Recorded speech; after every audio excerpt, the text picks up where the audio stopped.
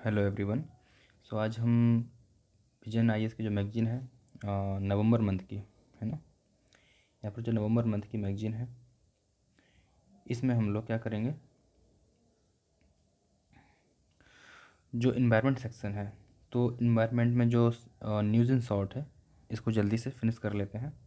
ठीक है, तो पहले जो हमारी रिपोर्ट है वो क्या है, ग्लोबल कार्बन बजट रिपोर्ट। क्या है ग्लोबल कार्बन बजट रिपोर्ट? अच्छा, ये बताइए ये किसने जारी की है? तो ग्लोबल कार्बन प्रोजेक्ट किसने जारी की है? ग्लोबल कार्बन प्रोजेक्ट ने ग्लोबल कार्बन बजट रिपोर्ट जारी की गई है। अच्छा, ये रिपोर्ट जो है वो किसके कौन सा कोई सम्मेलन होगा कब तब जारी होगी ना, ऐसा थोड़ी ना है कि मन हुआ और जारी कर दिया, तो कुछ इंसिडेंट होता है। तो क्या हुआ था, बाकू में एक आयोजित हुआ था, क्या हुआ था, संयुक्त राष्ट्र जलवायु परिवर्तन शिखर सम्मेलन COP29, इसके दौरान जारी की गई थी। ठीक है, तो इस रिपोर्ट ने क्या बताया है कि जो कार्बन उत्सर्जन की जो वर्तमान दर है यही जारी रहने इसके जारी रहने पर जो वैश्विक औसत तापमान लगभग 6 वर्षों में लगातार 1.5 डिग्री सेल्सियस से अधिक होने की संभावना की बात करता है। पूरा 50% संभावना है कि जो वैश्विक औसत तापमान है अगले लगभग 6 वर्षों में लगातार 1.5 डिग्री सेल्सियस रहेगा। ये किसने बताया है? ग्लोबल कार्बन प्रोजेक्ट के द्वारा जो रिपोर्ट जारी की गई है, ग्लोबल कार्बन बजट रिपोर्ट, इसमें बताया गया है। बता रहे हैं कि इस वर्ष पहली बार वैश्विक औसत तापमान 1.5 डिग्री की सीमा पार कर जाएगा, ये भी बता रहे हैं। ठीक है, कि इस वर्ष भी पार कर जाएगा। अच्छा, कार्बन बजट क्या होता है? तो CO2 उत्सर्जन की वह मात्रा जो वैश्विक तापमान को एक निश्चित स्तर पर सीमित रख सकती है। मौजूदा मामले में जो पेरिस समझौते का जो लक्ष्य है यानी वैश्विक तापमान को औद्योगिक क्रांति के स्तर से 1.5 डिग्री सेल्सियस पूर्व सीमित रखना, ये क्या है, ये जो है पेरिस समझौता लक्ष्य है, इसका ये एक टारगेट रखा गया था कि वैश्विक तापमान को जो पूर्व औद्योगिक क्रांति थी इसके स्तर से 1.5 डिग्री सेल्सियस की वृद्धि तक सीमित रखना, इससे ज़्यादा नहीं बढ़ने देंगे। तो इसकी बात करता है। ठीक है, कि CO2 के उत्सर्जन की मात्रा को इतने तक सीमित रखना है। ये कार्बन बजट हो गया हमारा। बात करते हैं कि जो ग्लोबल कार्बन प्रोजेक्ट है जिसने ये रिपोर्ट जारी की है, ये संस्था क्या है? तो इसकी स्थापना 2001 में की गई थी। ठीक है, फ्यूचर अर्थ का एक वैश्विक अनुसंधान प्रोजेक्ट और विश्व जलवायु अनुसंधान कार्यक्रम का एक अनुसंधान भागीदार है ये। इसका उद्देश्य क्या है? कार्बन उत्सर्जन और सिंक में बदलाव की निगरानी करना, पेरिस समझौते के लक्ष्यों की दिशा में प्रगति जो हो रही है इनके रूप में उपाय बताना है और इसे कार्य करना है। ठीक है, ये प्रकाशन किन चीज़ों को करता है? तो ये 3 प्रमुख ग्रीन हाउस गैसों यानी कि कार्बन डाइऑक्साइड, मीथेन और नाइट्रस ऑक्साइड के संबंध में वैश्विक बजट जारी करता है। ठीक है, ये मेजर ग्रीन हाउस गैसेस हैं, CO2, मीथेन, CH4 और नाइट्रस ऑक्साइड। ठीक है, तो ये मेजर GHGs हैं, ग्रीन हाउस गैसेस। अब बात करते हैं कि इस रिपोर्ट में क्या मुख्य बिंदु दिए गए हैं, इनको एक बार देख लेते हैं। तो वैश्विक स्तर पर जीवाश्म ईंधन आधारित CO2 उत्सर्जन के इस वर्ष 37.4 बिलियन टन के रिकॉर्ड उच्च स्तर को पार करने का अनुमान लगाया गया है। ठीक है, तो एक आंकड़ा दिया गया है। वर्ष 2023 में जीवाश्म ईंधन से वैश्विक CO2 उत्सर्जन में सबसे बड़ा योगदान कौन दे रहा है? चीन दे रहा है। तो याद रखिएगा, यहाँ सबसे बड़ा योगदान किसका है? चाइना का, उसके बाद अमेरिका का है और उसके बाद भारत का, और फिर 4th नंबर पे आता है पूरा यूरोपीय संघ। ठीक है, तो इस तरीके से ये रैंक दी गई है। तो भारत का रैंक यहाँ पे कौन सा? तीसरे नंबर पे भारत आता है, जो जीवाश्म ईंधन से वैश्विक CO2 उत्सर्जन में भागीदारी दे देगा अपनी। ठीक है, तो वो कौन से 4 क्षेत्र हैं? तो जीवाश्म ईंधन से 59% वैश्विक CO2 उत्सर्जन के लिए जिम्मेदार है ना, ये 4 क्षेत्र जो हैं यानी कि भारत, चीन, अमेरिका और यूरोपीय संघ, जबकि शेष विश्व 41% उत्सर्जन के लिए जिम्मेदार है। तो आप समझ सकते हैं कि यहाँ पे कितनी ज़्यादा इकोनॉमिक एक्टिविटी होती होंगी जिस वजह से 59% वैश्विक उत्सर्जन के लिए जिम्मेदार है। बाकी का विश्व 41% के लिए जिम्मेदार है। आगे बात करते हैं, वनों की कटाई जैसे भूमि उपयोग में बदलाव होने से वैश्विक उत्सर्जन में पिछले 10 वर्षों में 20% की कमी दर्ज की गई है। ठीक है, तो वनों की कटाई है, इसके जो भूमि उपयोग के बदलावों से होने वाले जो वैश्विक उत्सर्जन था इसने क्या किया, पिछले 10 वर्षों में 20% की कमी दर्ज की गई है। ठीक है, वनों की स्थायी कटौती से जो स्थायी कटाई होती है इनकी, इससे होने वाले कुल वैश्विक उत्सर्जन के लगभग आधे हिस्से की भरपाई पुनर्नवीकरण और नए वन करते हैं। ठीक है, तो जितना जो होता ही रहता है, स्थायी जो कटाई होती रहती है, इसके जो कुल उत्सर्जन है इसकी भरपाई कितने करते हैं? जो आधा हिस्सा ये करता है या फिर नए वन करता है और नए वन करता है। भूमि और महासागर कार्बन डाइऑक्साइड यानी CO2 सिंक होते हैं। इससे आपने देखा होगा कि सागरों में CO2 सिंक होती है। कैसे होती है? ये आगे प्रक्रिया है, वर्षा के द्वारा वो पानी CO2 ऊपर जाता है, बारिश के द्वारा नीचे आता है और जो प्रवाल होते हैं वो इसको उपभोग करते हैं, ठीक है, भोजन के रूप में। तो कुल CO2 उत्सर्जन का लगभग आधा हिस्सा अवशोषित कर रहे हैं, ठीक है। जलवायु परिवर्तन से नकारात्मक रूप से प्रभावित होने के बावजूद ये सिंक अपनी सकारात्मक भूमिका निभा रहे हैं, यानी कि जलवायु परिवर्तन हो रहा है, इन पर कई सारे नुकसान भी हो रहे हैं समुद्रों में, भूमि पर भी सॉरी, उसके बाद भी ये अपनी सकारात्मक भूमिका निभा रहे हैं, यानी कि फिर भी कंटिन्यू अपना ये काम कर रहे हैं जो इनको करना चाहिए, कार्बन सिंक का काम कर रहे हैं तो कर रहे हैं, ठीक है। सॉरी, आगे बात करते हैं एडेप्टेशन गैप रिपोर्ट। तो ये कौन जारी करेगा? तो UNEP जारी करेगा ना। एडेप्टेशन गैप रिपोर्ट 2024 आई है। किसने जारी की है? तो UNEP ने जारी की है।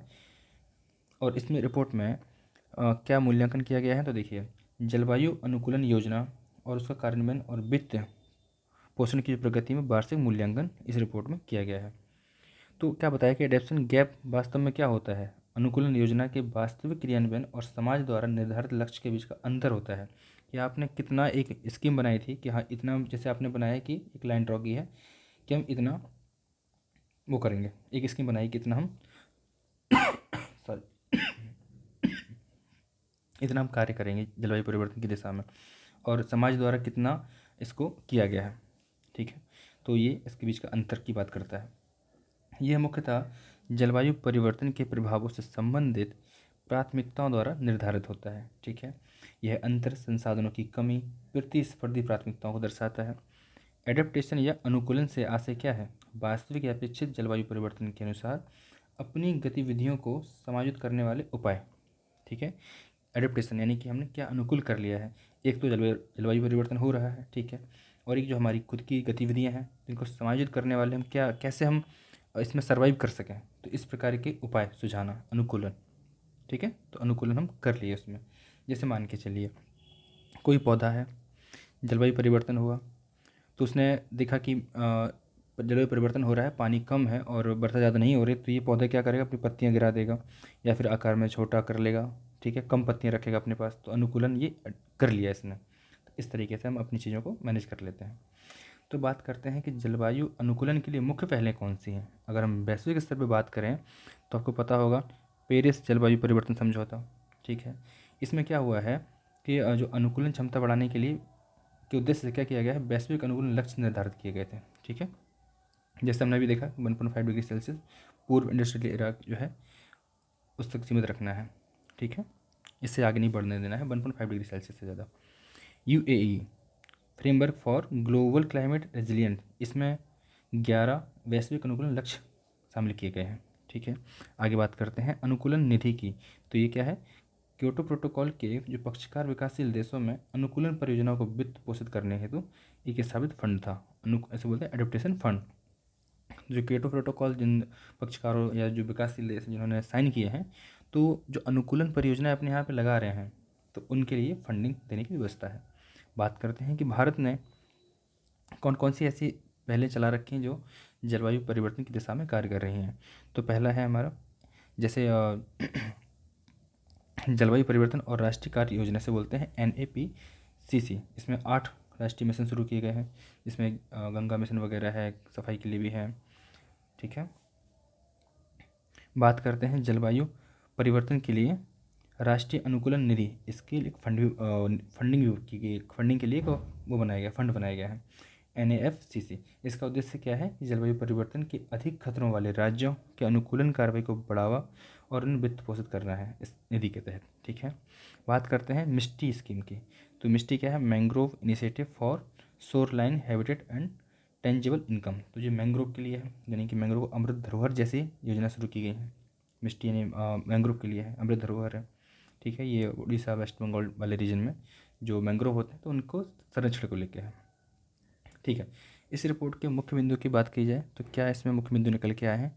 तो पहला है एडेप्टेशन गैप, यानी वित्त पोषण के मामले में यह जो कमी है प्रति वर्ष 187 से 359 बिलियन अमेरिकी डॉलर की है। ठीक है, तो कमी है थोड़ा। अनुकूलन की दिशा में जो प्रगति की बात की जाती है तो विकासशील देशों में अंतर्राष्ट्रीय सरकारों द्वारा अनुकूलन उपायों में वित्त पोषण 2022 में जो बढ़कर कितना हो गया है 27.5 बिलियन अमेरिकी डॉलर हो गया था।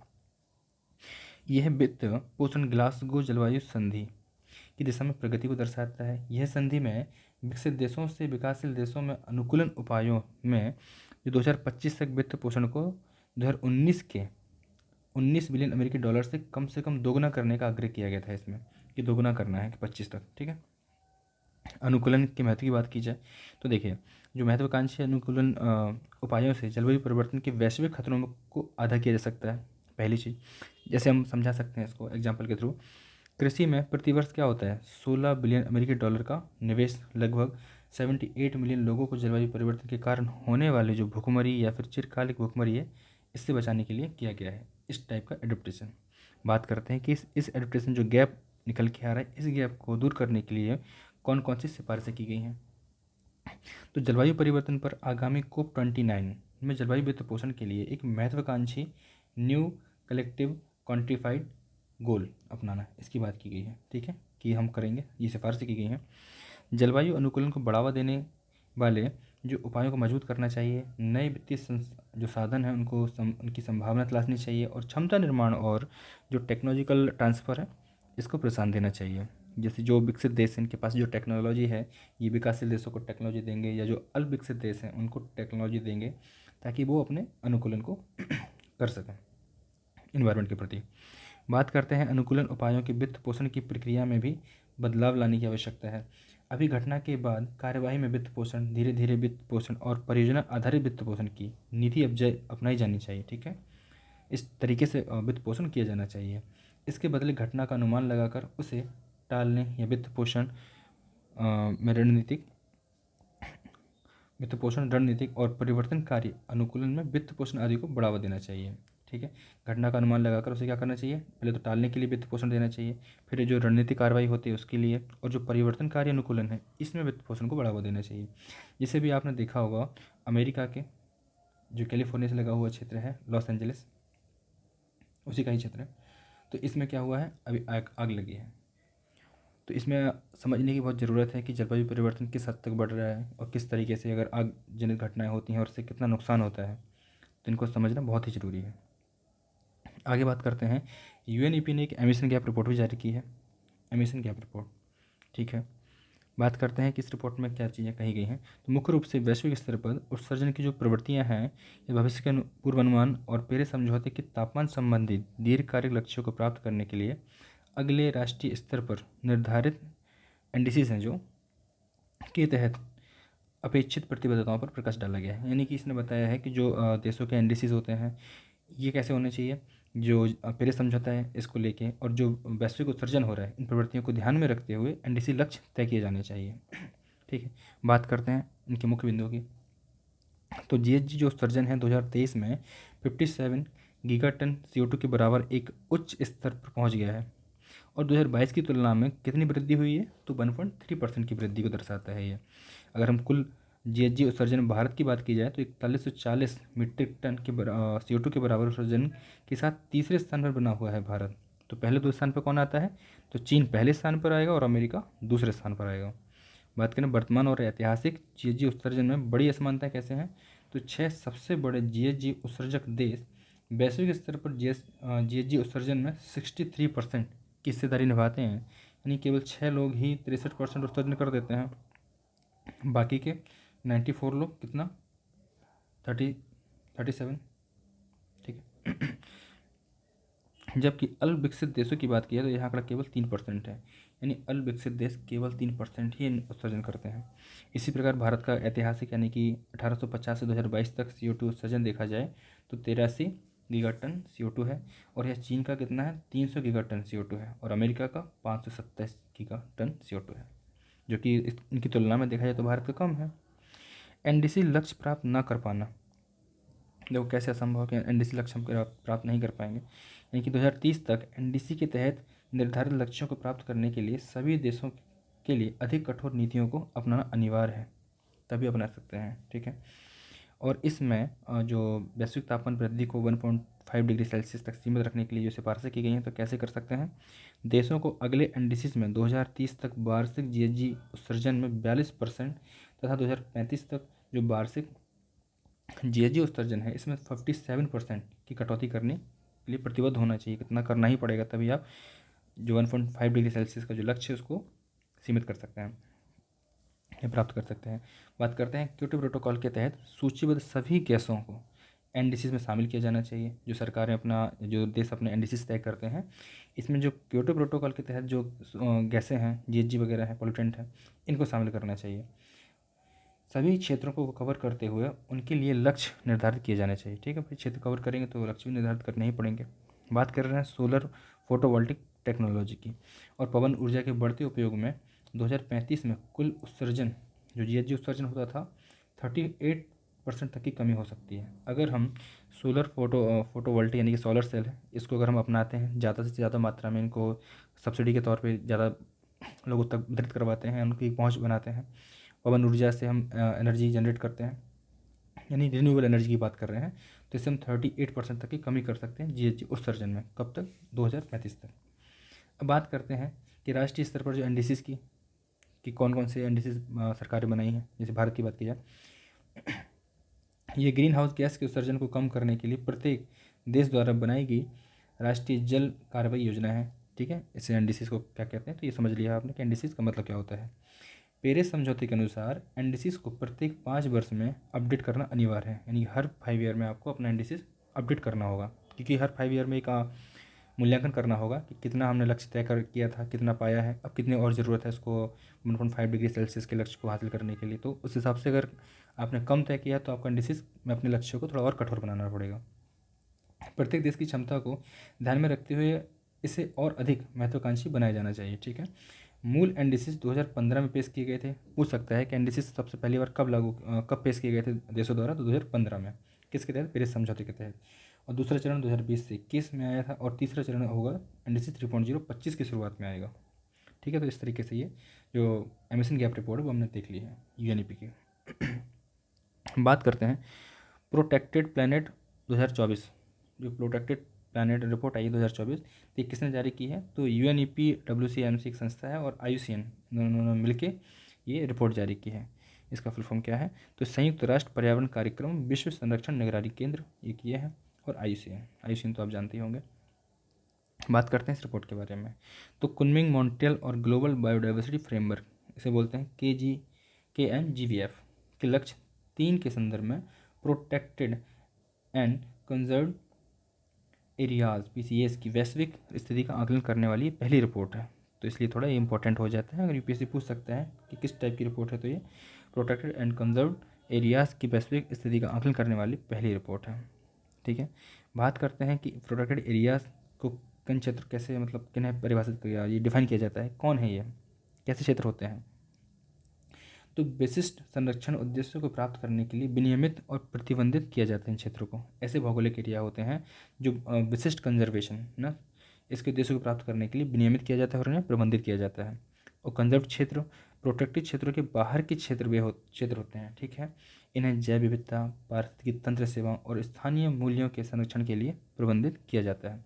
जैसे आपने देखा होगा कोई नेशनल पार्क है, उसके अंदर बफर जोन होता है, ठीक है, कोर जोन होता है, कोर एरिया, इस टाइप के प्रोटेक्टेड जोन होते हैं। ठीक है, एक बड़ा सा क्षेत्र रहेगा, उसके अंदर एक और क्षेत्र रहेगा, तो इस तरीके से प्रोटेक्ट किया जाता है।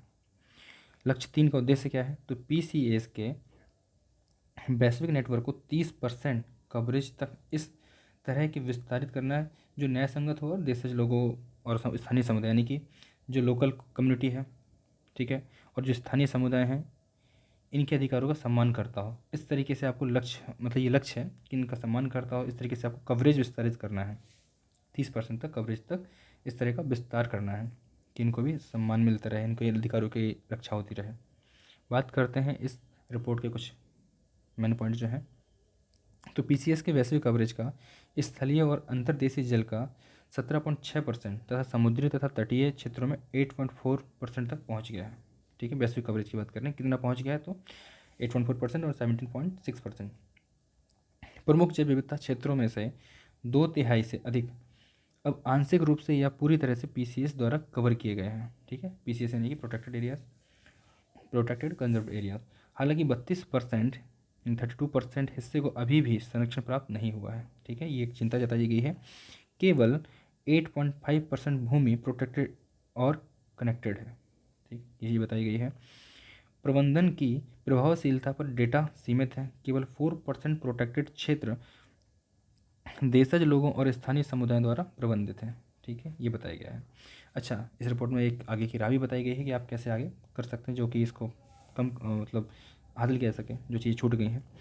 तो देशज और पारंपरिक क्षेत्रों को मान्यता एवं समर्थन, ये क्षेत्र क्या है, वैश्विक भूमि के 13.6% को कवर करते हैं और उन्हें संरक्षण प्रयासों में शामिल किया जाना चाहिए। ठीक है, ये हो जाएगा। पीसीएस के विस्तार के लिए जो विकासशील देश हैं को अंतर्राष्ट्रीय वित्त पोषण प्रदान करना है। अभी हमने देखा नहीं कि MGVF कुनमिंग मॉन्ट्रियल के तहत देश 2030 तक जैव विविधता में सभी स्रोतों से निवेश को कम से कम 200 बिलियन अमेरिकी डॉलर प्रति वर्ष तक बढ़ाने के लिए प्रतिबद्ध है। ऐसा होगा तब जाके ये काम कर सकते हैं। कुनमिंग मॉन्ट्रियल जो आईची लक्ष्य होते थे, इनको रिप्लेस करके लाया गया था 2030 तक। इसमें 30-30 का टारगेट दिए गए थे। इसको बाद में कभी देख लेंगे। अच्छा, बात करते हैं कि हाँ संरक्षित क्षेत्रों को बढ़ावा देने वाली पहलें कौन कौन सी की गई हैं। तो बात करेंगे भारत का जो कानून है 1972 का। इसके तहत 5 प्रकार के संरक्षित क्षेत्र आते हैं। एक अभ्यारण्य, राष्ट्रीय उद्यान, संरक्षण रिजर्व, सामुदायिक रिजर्व और टाइगर रिजर्व। ठीक है, tiger reserve, project tiger reserve कब चला था आपको कमेंट में बताना है। प्रोजेक्ट टाइगर कमेंट में बताइएगा। राष्ट्रीय क्षेत्राधिकार से परे की जैव विविधता पर समझौता, इसे बोलते हैं बायोडाइवर्सिटी बियॉन्ड नेशनल ज्यूरिडिक्शन। ठीक है, समुद्री जीवन की रक्षा पर केंद्रित है ये, और भारत ने इसे हस्ताक्षर किया है। आगे हम बात करते हैं कापा की, यानी climate adaptation and protected areas. यानी इस पहल के तहत क्या हुआ है कि जलवायु परिवर्तन को मजबूत करने तथा संरक्षित क्षेत्रों में या उसके आसपास की जो जैव विविधता है इसकी रक्षा करने के लिए प्रकृति आधारित समाधान, इसे बोलते हैं NBS, natural base solution, NBS का उपयोग करना है। नेचुरल बेस सॉल्यूशन क्या होता है, जैसे मान के चलिए आप कोई घर बना रहे हैं तो पहले तो ये खुला होना चाहिए, हवादार होना चाहिए। ठीक, इस तरीके का इसका मैप हो। दूसरा, इसमें जो मटेरियल यूज़ हो रहा है वो कम से कम उत्सर्जन करने वाले मटेरियल यूज़ हों। जैसे ईंट बन रही है तो कम से कम उत्सर्जन करके ईंट बनाई गई हो। ठीक है, और बेस्ट मटेरियल को यूज़ किया गया हो इसमें। तो नेचर बेस्ड सोल्यूशन लेना है इसको कि नेचर को कम से कम नुकसान पहुँचाओ, इस टाइप की चीज़ें इंफ्रा बनाना है। बात करते हैं NI ऑन मीथेन। ठीक है, NI ऑन मीथेन, ये क्या है, एक रिपोर्ट आई है। इसे बोलते हैं invisible but not unseen report. तो किसने जारी की है ये रिपोर्ट? UNEP। ठीक है भाई, संगठन इसके लिए फेमस है। UNEP की जो अंतर्राष्ट्रीय मीथेन उत्सर्जन वेधशाला IMO द्वारा प्रकाशित की गई है। इसके बारे में बात करते हैं वेधशाला के बारे में। तो IMEO ग्लोबल मीथेन प्लेज शपथ ली गई है। एक मुख्य कार्यान्वयन भागीदार है। यह मीथेन उत्सर्जन पर मुक्त, विश्वसनीय और कार्रवाई योग्य डेटा प्रदान करता है। ठीक है, किस टाइप का डेटा प्रदान करता है? एक फ्री है, ये स्वतंत्र है। ठीक है, विश्वसनीय है और कार्रवाई योग्य, यानी किसी से हस्तक्षेप नहीं किया गया इसके डेटा में। Oil and gas methane partnership 2.0, इसे बोलते हैं OGMP 2.0। इसके माध्यम से उद्योग की जो कठोर पूर्वक रिपोर्टिंग के जरिए डेटा एकत्र किया जाता है। ठीक है, methane alert and response system, से बोलते हैं मार्स, इसके माध्यम से उपग्रह से डेटा एकत्र किया जाता है। और वैश्विक मीथेन विज्ञान अध्ययनों, इनके जरिए क्या है, डेटा लिया गया है। ठीक है, वैश्विक मीथेन जो विज्ञान अध्ययन होते हैं इनसे डेटा लिया गया है। और राष्ट्रीय उत्सर्जन जो इन्वेंट्रीज होते हैं इनसे भी डेटा लिया गया है। बात करते हैं रिपोर्ट के मुख्य बिंदु पर। तो ग्लोबल वार्मिंग यानी मानव जनित जो मीथेन उत्सर्जन है वर्तमान में पृथ्वी के तापमान लगभग कितना है, 1/3 में वृद्धि के लिए जिम्मेदार है। जो मानव जनित जो मीथेन उत्सर्जन होता है वो जितना भी टोटल उत्सर्जन हो रहा है उसका लगभग 1/3 में वृद्धि कर सकता है, या जो वृद्धि हुई है उसके लिए इतना जिम्मेदार है, 1/3। तेल और गैस क्षेत्रकों से होने वाला उत्सर्जन, UNEP का OGMP 2.0 वैश्विक मीथेन उत्पादन का केवल 42% ही कवर करता है। ज्ञाता है कि OGMP 2.0 के तहत इसके सदस्यों को अपने मीथेन उत्सर्जन रिपोर्ट करना आवश्यक है। ठीक है, रिपोर्ट करना आवश्यक है। बात करते हैं इस्पात आपूर्ति श्रृंखला से उत्सर्जन। जो इस्पात आपूर्ति होती है, स्टील सप्लाई होती है, इसमें कितना उत्सर्जन हो रहा है। तो इसमें जो प्रयुक्त धातु कर्म यानी कोयला की बात करते हैं, उत्पादन से होने वाला मीथेन उत्सर्जन ऊर्जा क्षेत्रक से होने वाला कुल उत्सर्जन का 10% है। इसे न्यूनतम लागत पर कम किया जा सकता है। यानी कि जब हम स्टील का निर्माण किया जाता है तो इसमें धातु यानी कोयले का यूज़ होता है धातु कार्यक्रम के लिए, यानी कि इस धातु निकालने के लिए, इस निस्तारण के लिए कोयले का यूज़ होता है। कोयला जलाया जाता है तो इससे उत्सर्जन भी होता है। तो वही बात कर रहे हैं कि इसको न्यूनतम करने की ज़रूरत है। बात कर रहे हैं कि उत्सर्जन पर खराब प्रतिक्रिया, यानी कि IMEO देशों को मार्स के जरिए मीथेन उत्सर्जन की बड़ी घटनाओं के बारे में अलर्ट नोटिफिकेशन भेजता है, लेकिन ऐसे अलर्ट्स में से केवल 1% पर ही ठोस कार्रवाई या प्रतिक्रिया मिलती है। यानी कि ये थोड़ा इस पर रिस्पॉन्सिव उसकी रेगुलेशन की ज़रूरत है ताकि ये बराबर से होता रहे। मीथेन उत्सर्जन को कम करने के लिए क्या ठोस कदम उठाए गए हैं। तो वैश्विक स्तर पर बात की जाए, एक ग्लोबल मीथेन प्लेज ली गई है। ठीक है, जलवायु और स्वच्छ वायु गठबंधन एक ये है, और ग्लोबल मीथेन अलायंस, ये वैश्विक स्तर पर कदम उठाया गया है। भारत ने क्या किया है, एक निकरा परियोजना है भारत के, जलवायु अनुकूल कृषि और राष्ट्रीय नवाचार, यानी कि जलवायु अनुकूल कृषि पर राष्ट्रीय नवाचार निकरा परियोजना है। राष्ट्रीय पशुधन मिशन, गोवर्धन मिशन और नया राष्ट्रीय बायोगैस और जैविक खाद्य कार्यक्रम, तो ये भारत की पहल है। ठीक है, बात करते हैं मीथेन के बारे में। तो मीथेन कौन सी किस प्रकार की गैस है, तो ये GHG यानी कि ग्रीन हाउस गैस है। यह CO2 की तुलना में 86 टाइम्स अधिक हानिकारक गैस है। हालांकि कुछ साल बाद इसका तीव्रता से आसानी से शमन किया जा सकता है। यह एक अल्पकालिक जलवायु प्रदूषक से बोलते हैं, short lived climate pollutant, SLCP की संज्ञा मतलब श्रेणी में रखा गया है। तो इसका वायुमंडल का जो जीवन काल है कितना है, 12 साल होता है। 12 साल बाद एक स्वतः खत्म हो जाती है। यह रासायनिक अभिक्रिया द्वारा या फिर खत्म हो जाएगी या फिर टूट के वर्षा के द्वारा नीचे आ जाता है। यह रासायनिक अभिक्रिया द्वारा क्षोमंडलीय ओजोन यानी कि इसे बोलते हैं ट्रोपोस्फेरिक ओजोन नामक हानिकारक वायु प्रदूषक गैस के उत्पन्न होने में भी योगदान करती है। ठीक है, जो हानिकारक ओजोन डेवलप होता है तो उसमें भी ये योगदान करती है। इससे श्वसन संबंधी समस्याएं आएंगी, बिल्कुल आएंगी, फसल की हानि भी होगी। ठीक है, और हमारा जो ओजोन कम होगा, ओजोन हटेगा तो पराबैंगनी किरणें भी आएंगी, तो इससे कैंसर बढ़ने की संभावना भी बढ़ जाएगी। 60% से अधिक मीथेन उत्सर्जन कृषि, जीवाश्म ईंधन के दहन और अपशिष्ट सहित मानवीय गतिविधियों से होता है। 60% जो मीथेन का उत्सर्जन है वो कृषि से, जीवाश्म ईंधनों से, अपशिष्ट से, जो मानवीय गतिविधियाँ हैं इनसे होता है। तो ये रही हमारी रिपोर्ट मीथेन वाली, NI ऑन मीथेन। अब बात करते हैं विश्व ऊर्जा रोजगार रिपोर्ट। तो विश्व ऊर्जा रोजगार रिपोर्ट की बात करें तो ये किसने जारी की है, अंतरिक्ष ऊर्जा एजेंसी। ठीक है, इसने जारी किया है, अंतरिक्ष ऊर्जा एजेंसी ने ये रिपोर्ट जारी की है। बात करते हैं इस रिपोर्ट के कुछ मुख्य बिंदु हैं। तो वैश्विक ऊर्जा क्षेत्र में रोजगार ने 2023 में श्रम बाजार के व्यापक ट्रेंड को पीछे छोड़ दिया है। स्वच्छ ऊर्जा क्षेत्र रोजगार में वृद्धि का प्राथमिक स्रोत बना हुआ है, यानी कि जो रिन्यूएबल एनर्जी है तो इसमें रोजगार वृद्धि होती ही रहेगी, इसके लिए बता रहे हैं। ठीक है, आगे कुछ और पॉइंट हैं जो भारत से जुड़े हुए हैं। भारत में ऊर्जा क्षेत्र में 8.5 मिलियन से अधिक लोग नियोजित हैं। यह 2023 में देश में रोजगार प्राप्त कुल 566 मिलियन लोगों का 1.5% है। ठीक है, भारत का ऊर्जा क्षेत्र में भी कई अन्य क्षेत्रों की तरह अनौपचारिक श्रम पर अधिक निर्भर करता है। ठीक है, भारत का जो है यानी अनौपचारिक क्षेत्र ज़्यादा वर्क करता है यहाँ पे। सरकारी पहलों की वजह से ऊर्जा क्षेत्र में, विशेष रूप से स्वच्छ ऊर्जा क्षेत्र में कार्यबल बढ़ने की संभावना है। ठीक है, इससे रोजगार सृजन भी बढ़ेगा और बढ़ेगा। ठीक है, तो ये आप समझ सकते हैं कि भारत के 1.5 लोग ही शामिल हैं इसमें, इतना ही परसेंट कम है, इसको बढ़ाने की ज़रूरत है। अनौपचारिक क्षेत्र पर बहुत अधिक निर्भरता है, इसकी औपचारिकता से इसे जोड़ दिया जाए, थोड़ा इसको सिस्टमेटिक तरीके से किया जाए ताकि जो स्वास्थ्य पर गंभीर प्रभाव पड़ते हैं उनको भी कम किया जा सके। और जो अनौपचारिक क्षेत्र में जो लोग लगे हुए हैं तो उनको सही इंसेंटिव नहीं मिलता है, तो उसके लिए भी ज़रूरत है। ठीक है, आगे बात करते हैं CO2 से मेथेनॉल बनाने का संयंत्र। तो ये कहाँ स्थापित हुआ है और किसने बनाया है। तो विंध्याचल में विश्व का पहला CO2 से मेथनॉल बनाने का संयंत्र शुरू किया गया है। तो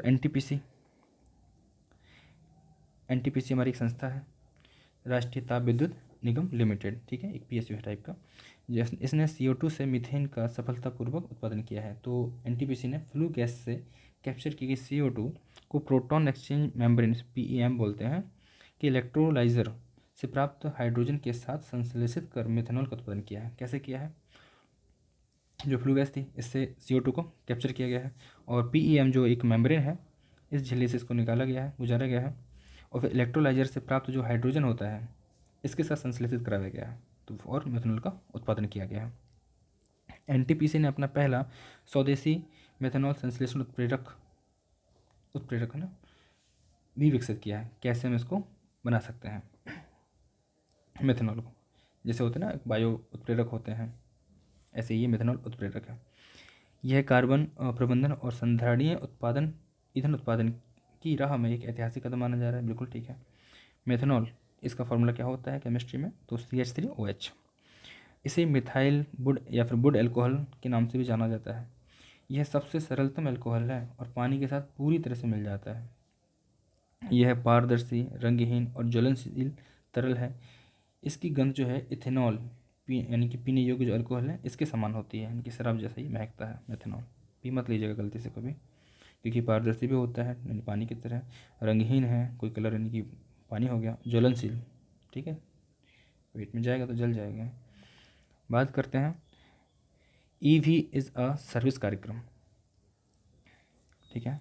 EV यानी कि इलेक्ट्रिक व्हीकल, इलेक्ट्रिकल व्हीकल होगा, बिल्कुल ठीक है। केंद्रीय विद्युत तथा आवासन और शहरी कार्य मंत्री हैं, इन्होंने क्या किया है?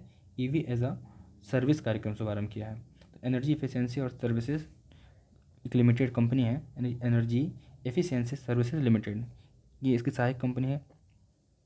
कन्वर्जेंस एनर्जी सर्विसेज लिमिटेड इसकी पहल है, ठीक है। इसे प्रधानमंत्री E-ड्राइव योजना की घोषणा के बाद शुरू किया गया है। इसका उद्देश्य क्या है कि भारत में जितने भी इलेक्ट्रिक व्हीकल हैं इनको अपनाया जाए और उनके उपयोग में तेज़ी लाना, ठीक है। EV एज अ सर्विस ये मॉडल है, वास्तव में क्या है? इलेक्ट्रिक वाहनों को सब्सक्रिप्शन के आधार पर प्राप्त करने में मदद करता है।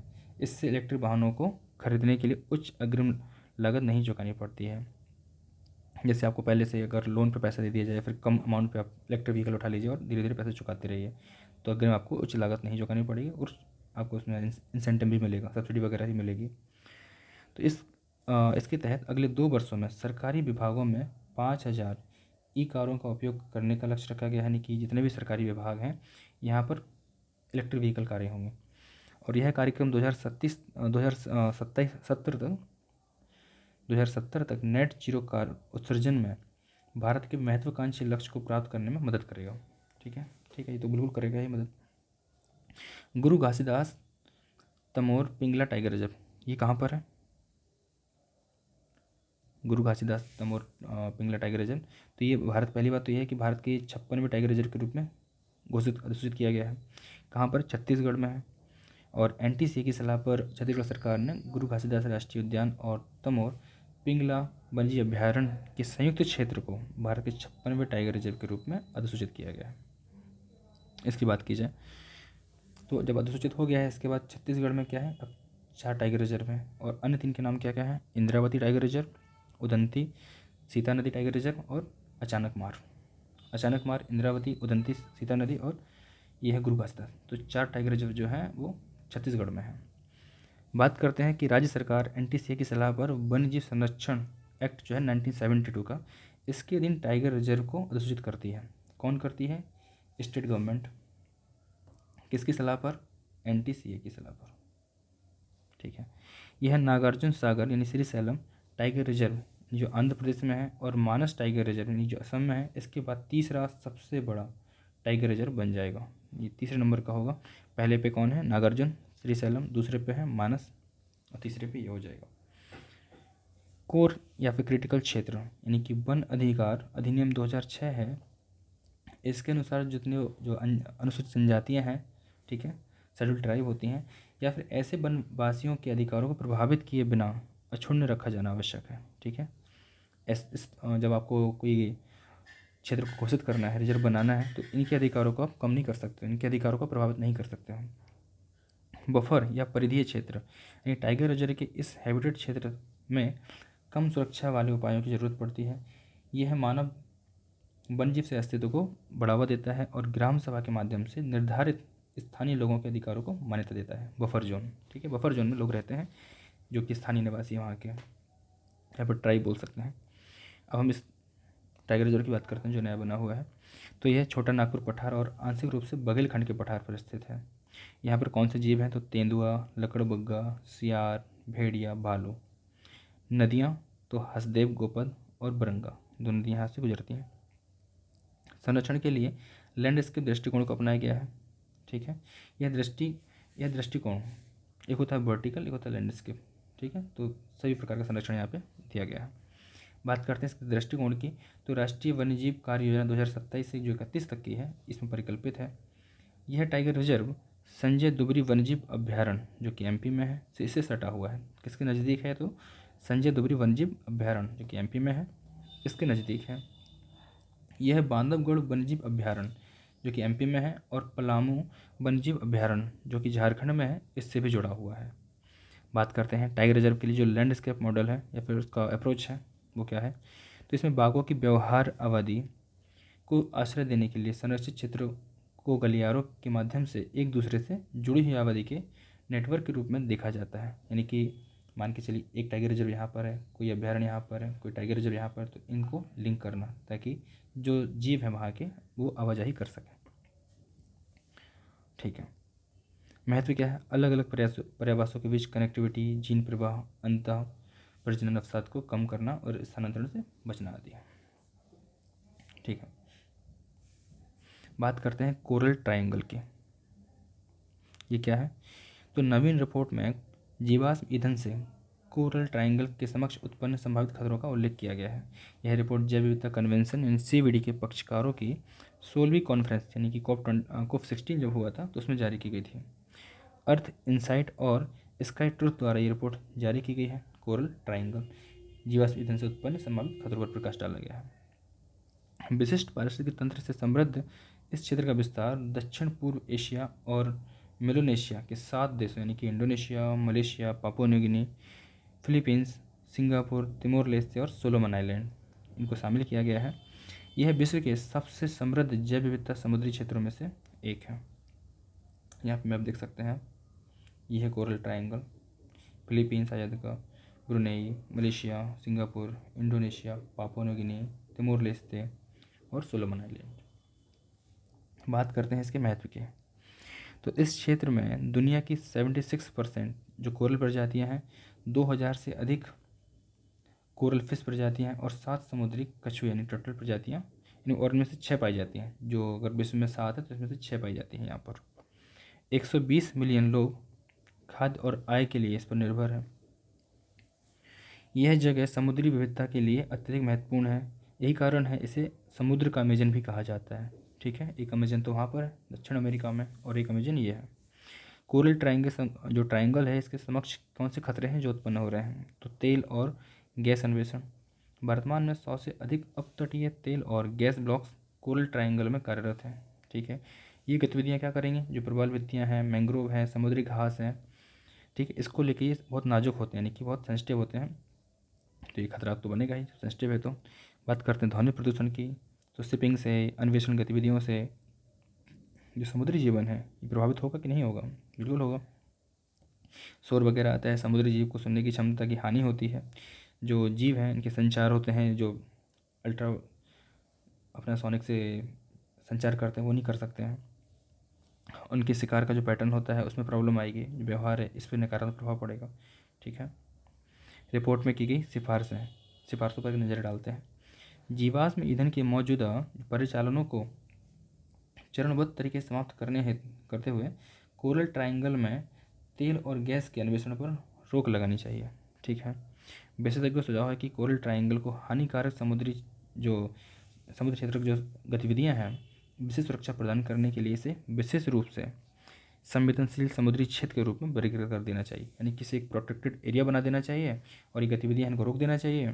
तो ये जो क्षेत्र है कोरल ट्रायंगल, ये थोड़ा सेफ रहेगा और यहाँ की जो प्रजातियाँ हैं जो जीव पाए जाते हैं उनको संरक्षण मिलेगा। ठीक है, तो इसे संवेदनशील सेंसिटिव ओशियन क्षेत्र बना देना चाहिए, ऐसा ही कुछ विशेषज्ञ सलाह दे रहे हैं। बात करते हैं सुनामी रेडी गांव। ठीक है, यूनेस्को ने अंतर सरकारी समुद्री विज्ञान आयोग यूनेस्को IOC ने उड़ीसा के गांव को सुनामी रेडी अर्थात सुनामी के लिए तैयार गांव के रूप में मान्यता प्रदान कर दी है। तो इंडोनेशिया में दूसरी वैश्विक सुनामी संगोष्ठी के दौरान उड़ीसा के 24 तटीय गांवों को सुनामी के लिए तैयार यानी सुनामी रेडी गांव के रूप में मान्यता प्रदान की गई है। राष्ट्रीय सुनामी तैयारी मान्यता बोर्ड द्वारा सत्यापन के आधार पर की गई है। ठीक है, NTRB सुनामी तैयारी मान्यता कार्यक्रम TRTP लागू करता है और इस निकाय में भारतीय राष्ट्रीय महासागर सूचना सेवा केंद्र इसे बोलते हैं इनक्वाइस के वैज्ञानिक और राष्ट्रीय आपदा प्रबंधन प्राधिकरण NDMA के अधिकारी भी शामिल थे। ठीक है, बात करते हैं जो यूनेस्को का IOC है, इसके द्वारा जो TRRP प्रोग्राम है इसके बारे में, तो ये क्या है, स्वच्छ स्वैच्छिक व अंतर्राष्ट्रीय समुदाय का आधारित प्रयास है। ठीक है, समुदाय आधारित यानी कि समुदाय इसमें शामिल होता है। वैश्विक तटीय क्षेत्रों में जोखिम की रोकथाम और शमन को बढ़ावा देने के लिए कार्य करता है। उद्देश्य क्या है इसका, सुनामी जैसी आपदा से जीवन आजीविका संपत्ति की रक्षा और इसके लिए TRRP जागरूकता और तैयारी संबंधी रणनीतियों के माध्यम से सुनामी के प्रति जो प्रतिरोधकता है इसको बढ़ावा देना है।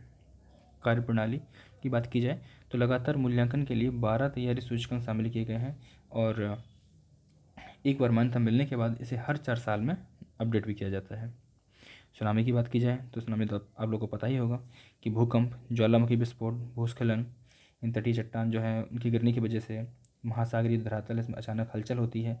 इसके कारण क्या होता है, जल का विस्थापन होता है और इसके परिणाम स्वरूप ऊर्ध्वाधर विशाल लहरें या तरंगें उत्पन्न होती हैं जिससे सुनामी कहा जाता है। जैसे मान के चलिए ये समुद्र की सतह है, भूकंप आया, ज्वालामुखी विस्फोट हुआ, इस तरीके से क्या हो, जो समुद्र पर पानी भरा हुआ है इसमें लहरें उत्पन्न होंगी और ये लहरें जब इतनी तीव्र हो जाती हैं तो ये सुनामी का रूप ले लेती हैं।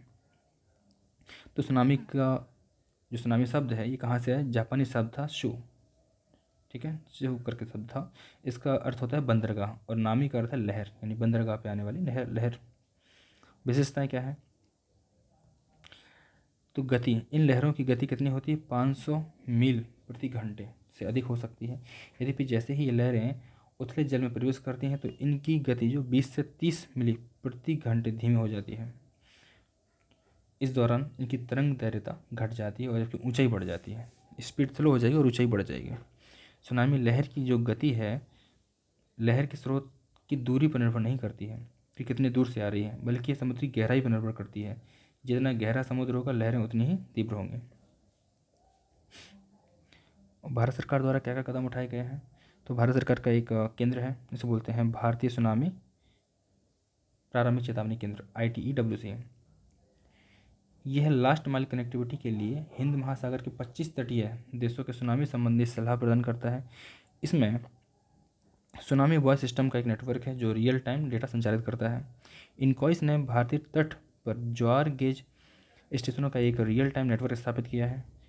भारत में सुनामी प्रबंधन पर NDMA दिशा निर्देश लागू हैं। ठीक है, सुनामी की मॉडलिंग और मानचित्रण तो ये कैसे होता है, जो प्रारंभिक सुनामी और तूफान महोर्मी चेतावनी प्रणाली के एक भाग के रूप में स्थापित किया गया है इसको। ठीक है, सुनामी मॉडलिंग और मानचित्रण। बात करते हैं डिप्रेशन एस्लेडा 1, डिप्रेशन एस्लेडा एंड निवेल्स अल्टोस दाना। ठीक है, स्पेन में डिप्रेशन एस्लाडा एंड निवेल्स अल्टोस दाना के कारण एक विनाशकारी आकस्मिक बाढ़ आई है। दाना क्या है, एक ऐसी परिघटना है जिसमें बहुत ठंडी ध्रुवीय पवन राशि ध्रुवीय जेट धारा से अलग हो जाती है। ठीक है, जिस ध्रुवीय जेट धारा बह रही है यहाँ से अलग हो गई और अधिक ऊंचाई, बहुत अधिक ऊंचाई यानी कि 5 से 9 किलोमीटर पर चक्रीय परिसंचरण करने लगती है। ठीक है, ऐसे तो घूमने लगेगी। ऐसे तूफान सामान्य तूफानों के विपरीत ध्रुवीय या उपोष्ण कटिबंधीय जेट धाराओं से अलग निर्मित होते हैं। जब यह भूमध्य सागर में गर्म व अधिक आर्द्र पवन से टकराता है तो इसके परिणाम स्वरूप शक्तिशाली तूफान उत्पन्न होने लगते हैं और यह परिघटना मुख्य रूप से ग्रीष्म ऋतु के अंत और शरद ऋतु के प्रारंभ में घटित होती है। पूछ सकता है आपसे कि कब यह घटना शुरू होती है। पूर्व दिशा की ओर आगे बढ़ते सामान्य तूफान के विपरीत दाना एक ही स्थान पर स्थिर रह सकता है। यह पश्चिम दिशा की ओर भी बढ़ सकता है। ठीक है, जो दाना है एक परिघटना होती है तो कहाँ पर हुई है? ये पेरिस, सॉरी, स्पेन में। स्पेन की कैपिटल क्या है? कमेंट में बताइएगा। स्पेन की कैपिटल। ठीक है, बम साइक्लोन। तो हाल ही में क्या हुआ है कि उत्तर पश्चिमी संयुक्त राज्य अमेरिका और पश्चिमी कनाडा में बम साइक्लोन ने दस्तक दी है। तो ऐसा नहीं है कि बम, बहुत सारे बम आ गए हैं साइक्लोन में बैठ के, या फिर साइक्लोन के साथ बहुत सारे बम आ गए हैं, ऐसा नहीं है। ठीक है, इसको बम साइक्लोन क्यों कहा जाता है इसको हम देख लेते हैं। तो बम जेनेसिस, इसको बम जेनेसिस भी कहा जाता है। मध्य अक्षांशीय चक्रवात और कम दबाव वाला क्षेत्र है।